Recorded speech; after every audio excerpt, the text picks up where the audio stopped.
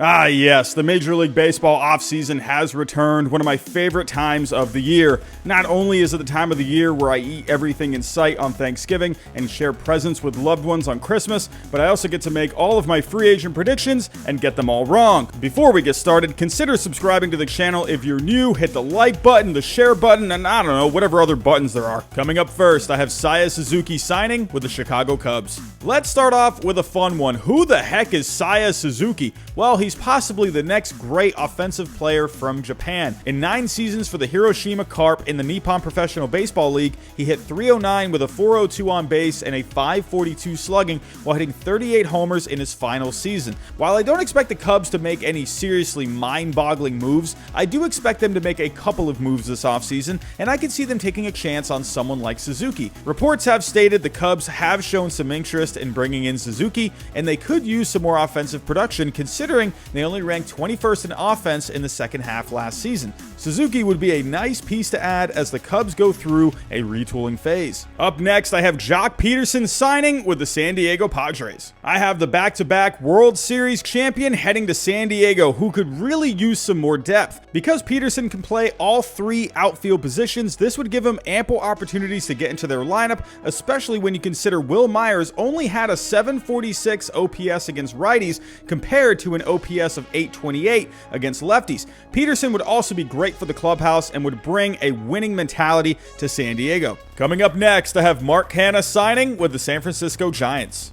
With the Giants losing Buster Posey to retirement and most likely Kris Bryant as well, they're going to need a bat, especially one that gets on base and preferably someone that can play the outfield. One guy that checks off those boxes is Mark Canha, who has played nearby in Oakland in recent years. In the last 3 seasons with Oakland, Canha has averaged a .377 on base while averaging 14 homers and 51 RBIs a season. Canha's game fits into how the Giants like to approach the offense, and that's having good quality at bats and earning walks. Canha last year had a 12.1% walk percentage, which ranked 8th among all outfielders, and the Giants ranked 3rd in all of baseball last year in that category. He's also hit well at Oracle Park, hitting .286 with a .938 OPS over 12 games there. To top it all off, he can play all 3 outfield spots and can play a little bit of first base as well. Overall, Canha fits the Giants well, and he would be a great glue piece for this lineup.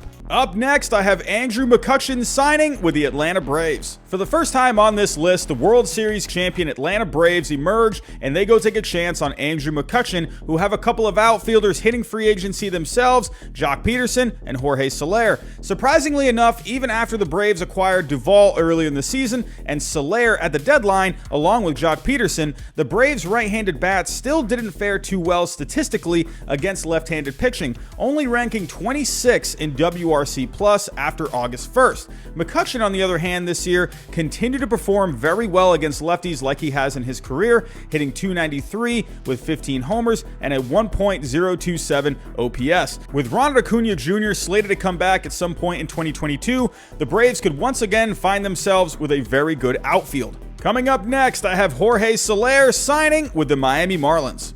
The World Series MVP is now a free agent, and there should be plenty of suitors. A great destination would be the Miami Marlins, who desperately need some offense considering they ranked 28th in that department in 2021, as well as only 28th in home runs, and they could definitely use an upgrade in right field. Even though he did win World Series MVP, he still shouldn't cost much considering he's only averaged a .224 batting average and a .753 OPS over the last 2 seasons. With Miami, though, he would definitely provide a boost in power, and it doesn't hurt that he's from Cuba, which the city of Miami would love. Up next, I have Ryan Tepera signing with the Philadelphia Phillies.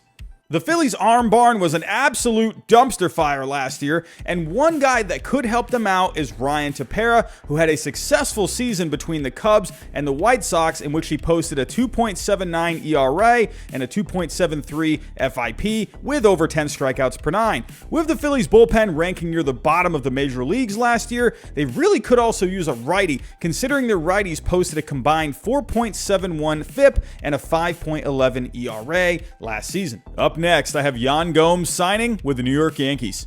I'm going to say the same thing for what I feel like I've been saying for about 10 years now. The Yankees need to move on from Gary Sanchez. Listen, I get it. Some Yankee fans just love Gary Sanchez. He can hit balls to Jupiter. To me, though, that's not what a catcher should be focusing on. It should be playing defense behind the plate, managing the pitchers, and being the quarterback of the infield. Obviously, you gotta hit as well, but the emphasis should be on the defensive side, and Sanchez does not provide that. If you don't like it, please leave a comment below for my secretary. One catcher that I think would be perfect for the Bronx is Yan Gomes. He plays great defense, has a really good arm, and can hit for a little pop, hitting 14 homers last year. Yan Gomes would be a very valuable piece to have for the Yankees this year. Up next, I have Eduardo Escobar signing with the Colorado Rockies. With Trevor Story most likely on his way out of town, the Rockies could use another bat for their infield. It will be interesting to see where guys like Brendan Rodgers and Ryan McMahon end up playing in the infield, but a bat like Eduardo Escobar's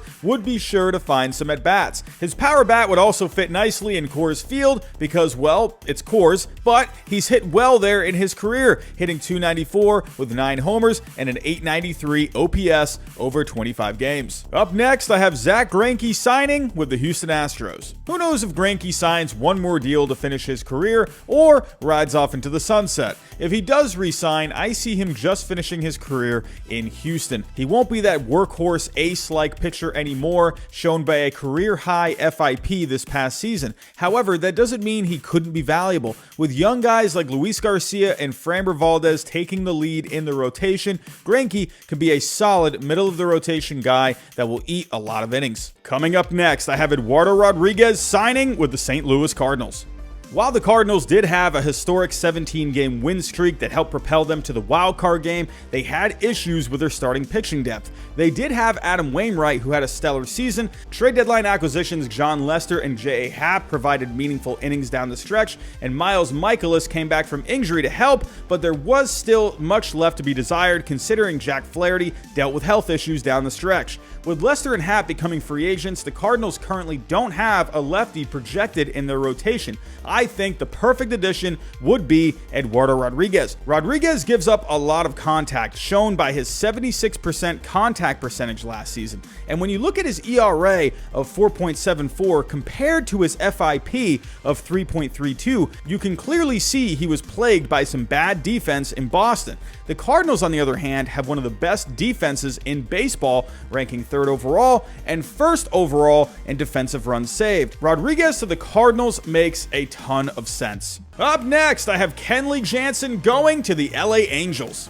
Kenley Jansen might be one of the most polarizing relievers out there. Over the years, he's posted great numbers for the Dodgers, including a 2.37 ERA and FIP, 13 strikeouts per 9, and 350 saves. However, he's had moments in the postseason where he just hasn't been able to come through in key situations on multiple occasions. Because of this, I think the Dodgers decide to move on, and I could see the crosstown rival LA Angels making a play for Jansen. With Raisel Iglesias possibly moving on, the Angels are going to want a closer with a pedigree of shutting down games. He's also had success at Angel Stadium, pitching in 12 games with 8 saves and only allowing 1 run. This would be a good first step for the Angels to try and build a playoff contender yet again. Up next, I have Jon Gray signing with the Colorado Rockies. Jon Gray has known one organization for his entire career, and that's the Colorado Rockies. Over the years, many pitchers have gone to Coors and failed miserably. However, when you look at Jon Gray, he has excelled there. Possessing a hard fastball as well as a slider that plays well in Coors, Gray in his career there is 31-18 with a 3.91 FIP with around 9 strikeouts per 9. I think there's a chance the Padres emerge as an option for Gray, considering he has a 2.89 career ERA at Petco Park, but in the end, I think he ends up staying with the Rockies. Coming up next, I have Kendall Graveman signing with the Atlanta Braves. Coming off their first World Series championship since 1995, the Braves will head into 2022 with a very good team. Coming off their first World Series championship since 1995, the Braves will head into 2022 with still a very good team. One upgrade they could make, though, is with their right-handed relief pitching. The left-handers out of the Braves bullpen really stepped up in the playoffs, but a righty option could be a solid move. With a good defense behind him, Kendall Graveman, who produced produces a lot of ground balls with his sinker, would be a great fit. The Braves had a good look at Graveman in the World Series, who pitched well over 3 games, and hey, if you can't beat him, join him, right? Up next, I have Avisail Garcia signing with the Cleveland Guardians. Avisail Garcia had himself a solid season in 2021, hitting 29 home runs while playing good defense in right field. As of right now, they're projected to have Bradley Zimmer out in right, but he only hit .227 with 8 homers over 348 plate appearances in 2021. Garcia would be an upgrade, and he shouldn't cost too much. Coming up next, I have Anthony DeSclafani signing with the San Diego Padres. Despite possessing a very good rotation on paper heading into 2021 with Yu Darvish, Joe Musgrove, Blake Snell, Dinelson Lamet, and Chris Paddock, the Padres' rotation ran into injuries and their depth thinned out by season's end, and they missed the postseason after a disappointing second half. Even with Mike Clevinger projected to return this season from Tommy John, the Padres could always use some more depth, and Anthony DeSclafani could be a solid innings eater for the back end of the rotation. He pitched well for division rival San Francisco last season, posting a 3.17 ERA with a 3.62 FIP over 31 starts. He's also pitched well at Petco Park in his career, posting a 2.35 ERA over 4 starts. Up next, I have Alex Cobb signing with the Boston Red Sox.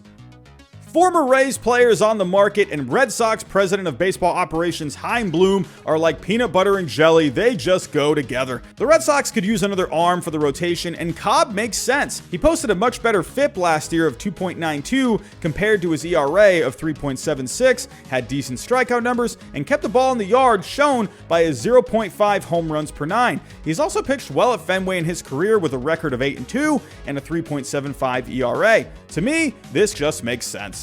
Coming up next, I have Raisel Iglesias signing with the Detroit Tigers. The Tigers were a fun team last year and look to be a team that's competitive sooner rather than later. This won't be the first time the Tigers appear on this list, stay tuned, but one thing they could really use is a solid arm for the bullpen, considering their bullpen last year ranked only 23rd. With some decent arms already like Gregory Soto, Michael Fulmer, Jose Cisnero, and Kyle Funkhauser, Iglesias would be a premium arm to add to that mix and help the Tigers get to playoff contention sooner rather than later.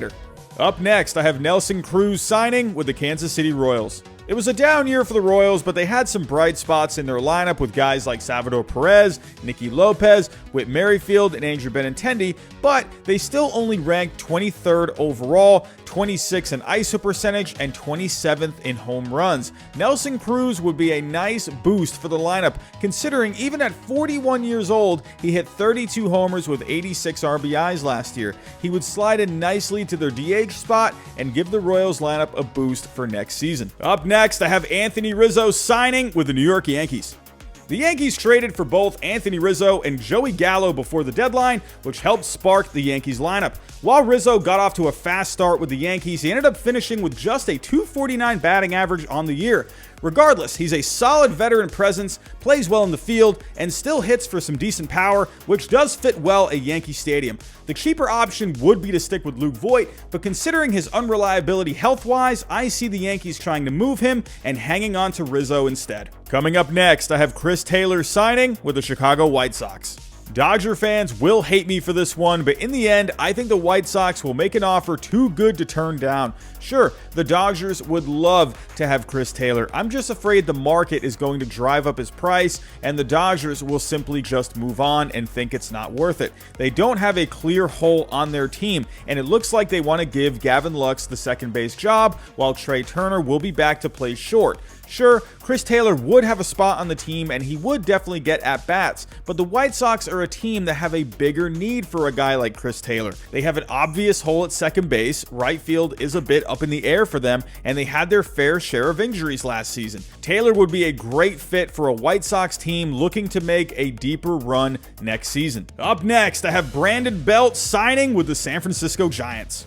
Despite a first-round exit from the playoffs, the Giants had an excellent season in 2021 that no one saw coming, posting the best record with 107 wins. A big part of that team was Brandon Belt. Despite getting injured right before the playoffs, he was a key contributor, hitting 29 home runs with an OPS of .975. Both sides are interested in a reunion, so I don't see a reason for both sides to part ways. Coming up next, I have Michael Conforto signing with the Kansas City Royals. Michael Conforto had an uncharacteristically down year for the Mets in 2021, which wasn't good timing for his free agency. However, a team like the Royals that finished dead last in right field production in 2021 makes a lot of sense for Conforto. A one-year deal for him to try and bounce back would serve well for both sides, considering the Royals are also trying to creep back into playoff contention. Up next, I have Noah Syndergaard signing with the New York Mets. Noah Syndergaard was on track to return to the Mets earlier this season, but ended up having a setback in his rehab, which pushed his return back to late September. With a full offseason and spring training for next year, Syndergaard should be healthy and ready to go. And hey, the Mets could use some starting pitching, considering they have some question marks in the rotation. I wouldn't be surprised to see the Mets offer him a qualifying offer and for him to take a chance on himself. Coming up next, I have Clayton Kershaw signing with the Texas Rangers.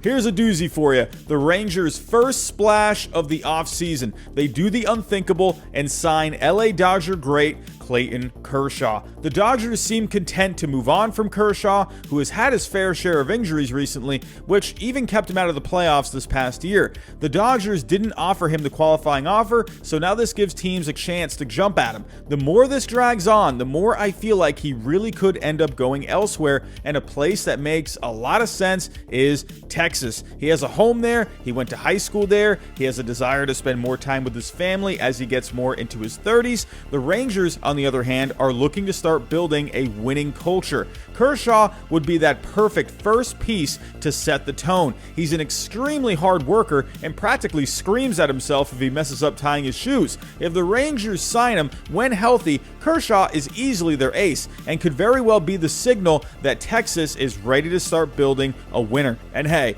Kershaw experienced winning a World Series for the first time right at Globe Life Field. Up next, I have Justin Verlander signing with the New York Yankees.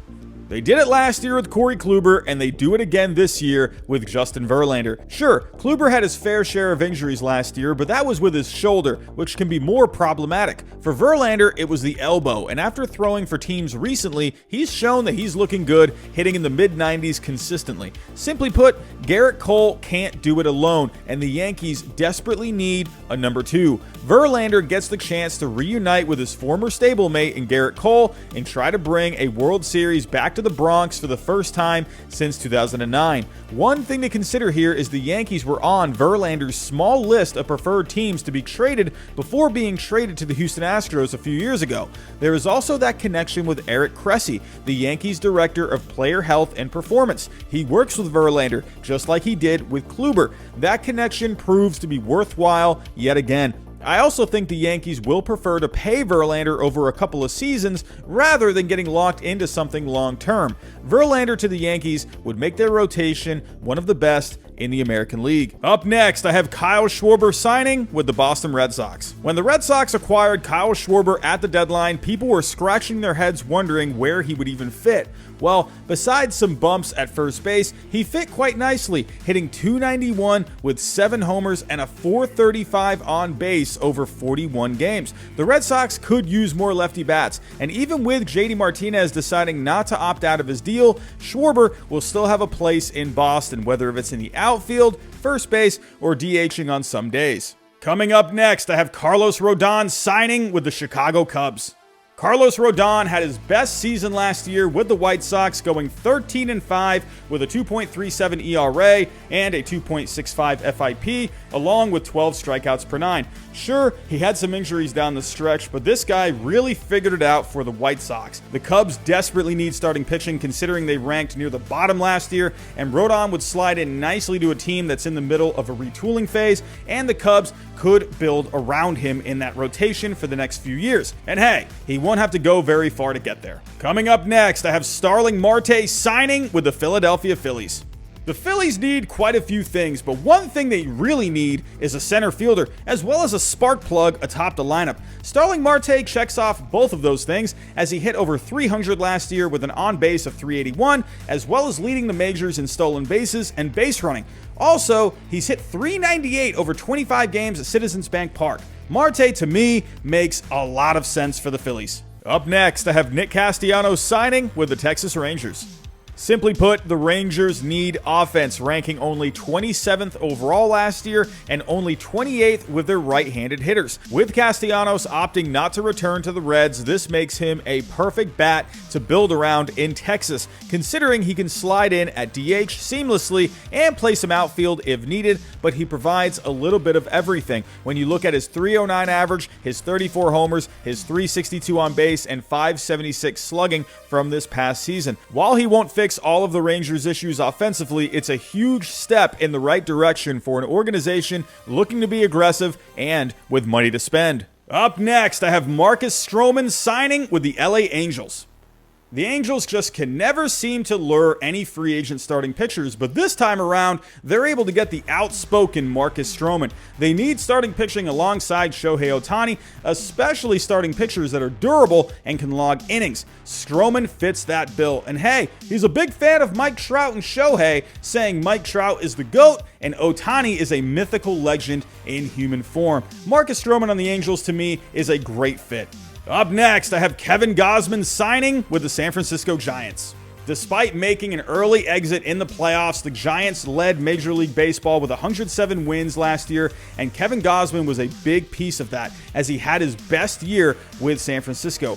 Keep him and Logan Webb atop that rotation for the next few seasons, make some other moves, and see if you can make a deeper run in the playoffs next year. Coming up next, I have Javier Baez signing with the LA Angels. Sure, the Angels need pitching, but the Angels had some of the worst production from shortstop in the major leagues last year. The Angels actually didn't rank too terribly in FIP last year, in which they ranked 16th with a 4.25, but they ranked 22nd in ERA with a 4.68. When you look at their defense as a whole, the Angels ranked second to last in 2021 and only 28th from the shortstop position. They clearly need an upgrade at short, and that pitching won't get any better without defense behind them. Baez brings a very good and reliable glove at short, while also providing a bit of pop, shown by the 31 homers and .494 slugging percentage this past year. Also, this would reunite him with former Cubs manager Joe Maddon. Coming up next, I have Freddie Freeman signing with the Atlanta Braves. This one is just a no-brainer. Freddie Freeman and the Braves are coming off a World Series championship, and he's been one of the most productive players in baseball for a long time, with no signs of slowing down anytime soon. The Braves should keep Freeman as a Brave for his career, just like they did with Chipper Jones. Up next, I have Robbie Ray signing with the Toronto Blue Jays. Robbie Ray has really turned his career around with Toronto after a season in which he most likely earned himself the Cy Young Award, and there's no reason the Blue Jays should let him go. The Blue Jays are on the cusp of being a serious World Series contender, so to let their best starter from last season go just doesn't make a lot of sense to me. The Blue Jays are on the cusp of being a serious World Series contender, so to let their best starter from last season go just doesn't make a lot of sense to me. Bring him back to Toronto, keep him atop the top of your rotation, make some other moves, and the Blue Jays could be an insanely good team in 2022. Coming up next, I have Marcus Semien signing with the Seattle Mariners. The Mariners were a fun team last year, exceeding expectations on their way to 90 wins. One reason for that was extremely clutch hitting, which the Mariners ranked first in last season. However, while playing hero ball is fun and all, they need a more consistent offense, shown by their offense overall last year ranking only 21st. One guy that had himself an extremely good season, MVP finalist Marcus Semien. With 45 homers and over 100 RBIs while also playing very well in the field, Semien would be a huge boost for the middle of the Mariners lineup. His bat should fit nicely in Safeco Field, as well as Baseball Savant projected that Semien would have hit 47 home runs had he played there this past year. Semien will cost you a penny, but he shouldn't come close to getting what guys like Carlos Correa, Corey Seager, or Trevor Story will get, considering he's 31 years old. In the end, Semien would help the Mariners keep trending forward. Up next, I have Trevor Story signing with the Texas Rangers.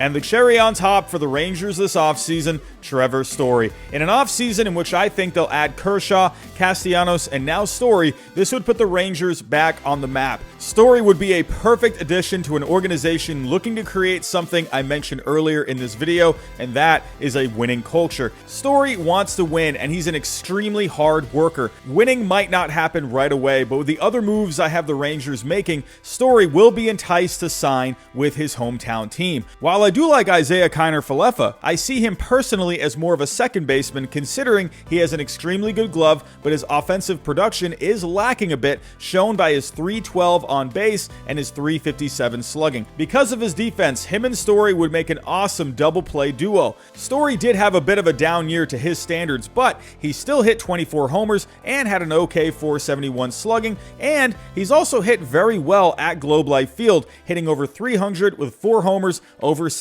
games. Baseball Savant also projects that he would have hit 36 homers with Texas last season. In the end, I think Story goes back to his hometown team. Coming up next, I have Max Scherzer signing with the LA Dodgers.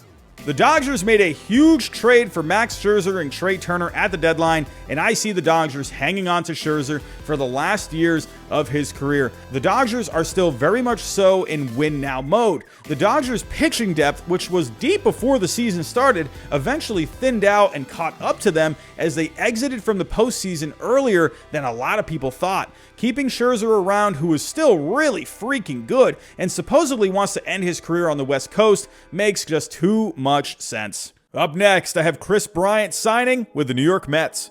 Here we go again, Kris Bryant to the Mets. I feel like we've been hearing this now for over a year, but you know what? Now it finally happens. Bryant to the Mets makes sense, considering the Mets had a ton of injuries last year and guys underperformed, so his flexibility would really give this Mets lineup some relief. With the Mets only ranking 17th in offense last year, Bryant would be a nice boost coming off a season in which he hit .265 with 25 homers and 73 RBIs. Can we just finally get this done? Coming up next, I have Corey Seager signing with the New York Yankees. The Yankees need an upgrade at shortstop, and they could always use a left-handed bat. Corey Seager checks off both. The Yankees have been linked to Seager going back to last offseason, and hey, it makes sense. If he were to move to third base down the road like some people think, that would be perfect considering they have some young shortstop prospects already like Anthony Volpe and Oswald Peraza. This just makes a lot of sense. Corey Seager would be a great Bronx Bomber. And finally, the number 1 free agent on this list, I have Carlos Correa signing with the Detroit Tigers. The Tigers need a shortstop and a face of the franchise. What better option than Carlos Correa, who had his best season last year, hitting .279 with 26 homers, 92 RBIs, and an OPS of .850, as well as ranking 5th overall on defense among shortstops. With some solid players already in Detroit, such as Akil Baddoo, Robbie Grossman, and Jonathan Scope, along with some very talented young pitching, as well as some ultra-talented prospects in Spencer Torkelson and Riley Green fast approaching the majors, Correa is a perfect fit, especially with his old manager, AJ Hinch. So those are my predictions. Tell me what you think down below in the comments. Do you agree? Do you disagree? Do you think I'm an idiot? Let me know what you think. But that's all I have for right now, everyone. Thanks for watching, and I'll talk to you next time.